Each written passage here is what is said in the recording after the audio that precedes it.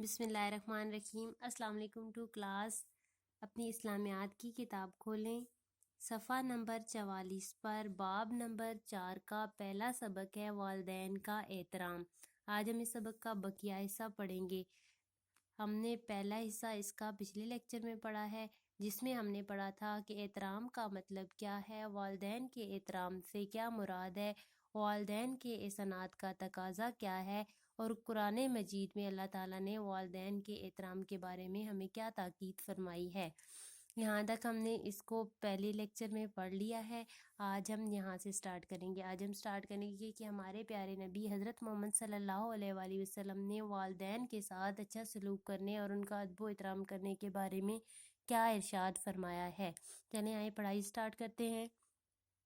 حضرت محمد صلی اللہ علیہ وآلہ وسلم نے بھی والدین کے ساتھ ادب و احترام سے بات کرنے اور ان سے اچھے طریقے سے پیش آنے کی تاکید فرمائی ہے۔ آپ صلی اللہ علیہ وآلہ وسلم نے ارشاد فرمایا کہ اللہ تعالیٰ کے نزدیک سب سے اچھا عمل والدین سے نیکی کرنا ہے۔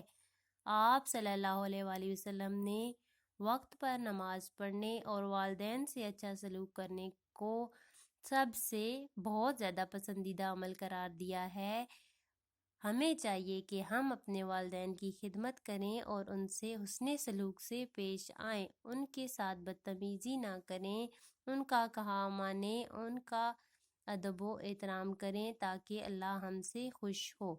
اوکے بیٹا، ہم نے آج یہ پڑھا ہے کہ حضرت محمد صلی اللہ علیہ وآلہ وسلم نے ہمیں والدین کے ساتھ اچھے سلوک کرنے کے بارے میں کیا حکم دیا ہے، اور پھر ہمیں کیا کرنا چاہیے، اپنے والدین کے ساتھ ادب و احترام سے پیش آنا چاہیے، حسن سلوک سے پیش آنا چاہیے، ان کا کام ماننا چاہیے، ان سے بدتمیزی نہیں کرنی چاہیے تاکہ اللہ تعالیٰ ہم سے خوش ہو۔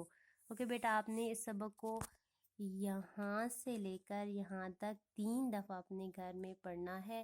یہ آپ کا ہوم ورک ہے۔ اوکے اسٹوڈنٹ، اللہ حافظ۔